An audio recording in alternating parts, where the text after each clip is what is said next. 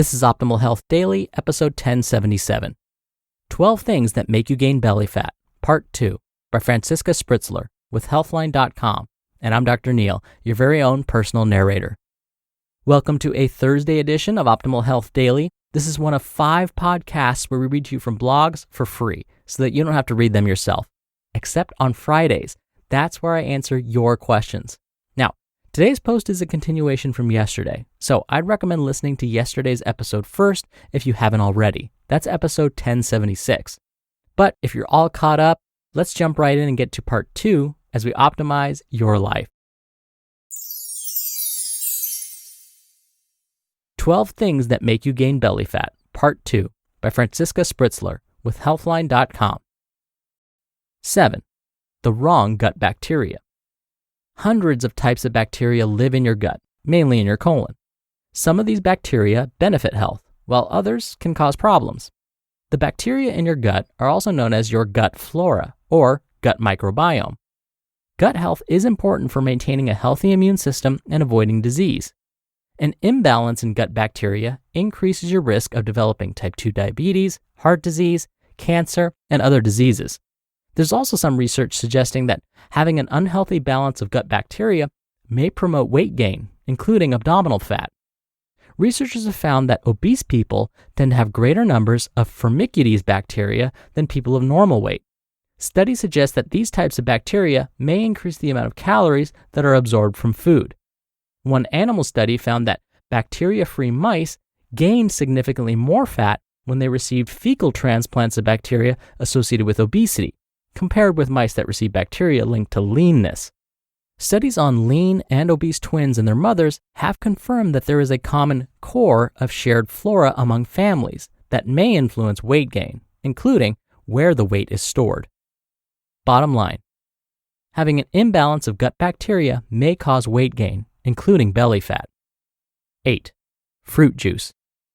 Fruit juice is a sugary beverage in disguise. Even unsweetened 100% fruit juice contains a lot of sugar.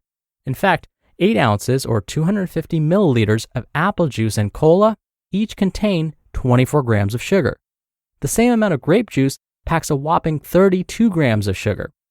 Although fruit juice provides some vitamins and minerals, the fructose it contains can drive insulin resistance and promote belly fat gain.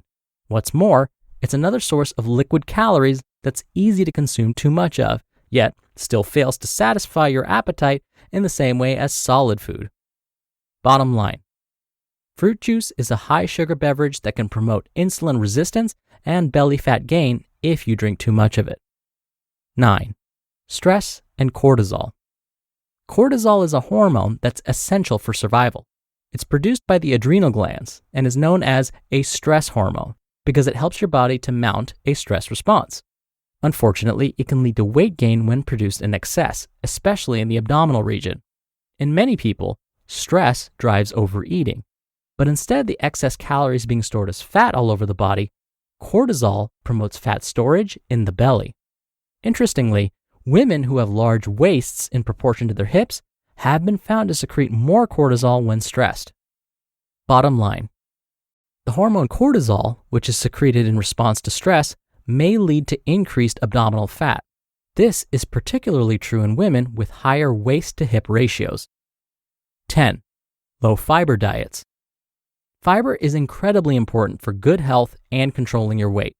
Some types of fiber can help you feel full, stabilize hunger hormones, and reduce calorie absorption from food. In an observational study of 1,114 men and women, soluble fiber intake was associated with reduced abdominal fat. For each 10-gram increase in soluble fiber, there was a 3.7% decrease in belly fat accumulation. Diets high in refined carbs and low in fiber appear to have the opposite effect on appetite and weight gain, including increases in belly fat. One large study found that high-fiber whole grains were associated with reduced abdominal fat, while refined grains were linked to increased abdominal fat. Bottom line, a diet that is low in fiber and high in refined grains may lead to increased amounts of belly fat. 11. Genetics. Genes play a major role in obesity risk. Similarly, it appears that the tendency to store fat in the abdomen is partly influenced by genetics. This includes the gene for the receptor that regulates cortisol and the gene that codes for the leptin receptor, which regulates calorie intake and weight. In 2014, researchers identified 3 new genes associated with increased waist-to-hip ratio and abdominal obesity, including 2 that were found only in women. However, much more research needs to be conducted in this area. Bottom line, genes appear to play a role in high waist-to-hip ratios and storage of excess calories as belly fat. And lastly, 12. Not enough sleep. Getting enough sleep is crucial for your health. Many studies have also linked inadequate sleep with weight gain, which may include abdominal fat. One large study followed over 68,000 women for 16 years. Those who slept 5 hours or less per night were 32% more likely to gain 32 pounds than those who slept at least 7 hours. Sleep disorders may also lead to weight gain. One of the most common disorders, sleep apnea, is a condition in which breathing stops repeatedly during the night due to soft tissue in the throat blocking the airway. In one study, researchers found that obese men with sleep apnea had more abdominal fat than obese men without the disorder. Bottom line, short sleep or poor quality sleep may lead to weight gain, including belly fat accumulation. Take-home message. Many factors can make you gain excess belly fat. There are a few you can't do much about, like your genes and hormone changes at menopause. But there are also many factors you can control. Making healthy choices about what to eat and what to avoid, how much you exercise, and how you manage stress can all help you lose belly fat. You just listened to part 2 of the post titled 12 Things That Make You Gain Belly Fat by Franziska Spritzler with Healthline.com. Dr. Neil here for my commentary. I'll start by going back to tips number 7 and number 10, the wrong gut bacteria and low fiber diets. Okay, you may be wondering, how do I get the right gut bacteria then? How can I have a healthy gut microbiome? Well, the best way to accomplish this is by working on tip number 10, adding more fiber to your diet. So both of these tips actually go hand in hand. The goal for most healthy adults is to eat at least 20 to 35 grams of fiber each day. Consuming 5 to 9 combined servings of fruits and vegetables each day will easily get you to that daily fiber goal. And incorporating beans, lentils, nuts, and seeds will help since they are great dietary sources of fiber too. If you toss in some plain yogurt, that couldn't hurt either. The yogurt naturally contains healthy bacteria, also known as probiotics, which may support the health of your gut microbiome too. Now, I also want to mention something about genetic predispositions to belly fat. Here's the thing. Your DNA isn't your destiny, but you already know this. If you believe exercise is good for you, then you inherently understand that you can change your genetics. Why? Well, you already know this. When you exercise, you're changing your muscles, aren't you? You're strengthening them. You're making your heart, which is also a muscle, stronger.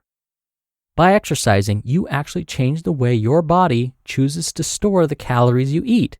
This is why your genetics aren't your destiny. So, if you believe you're more likely to have fat around your belly because your parents had it too, let that idea go. You still have some control over your destiny. All right, that wraps up today's episode. Thank you for listening. Thank you for being a subscriber. Thank you for sharing this show with someone. I hope you have a great rest of your day, and I'll see you back here tomorrow for the Friday Q&A and where your optimal life awaits.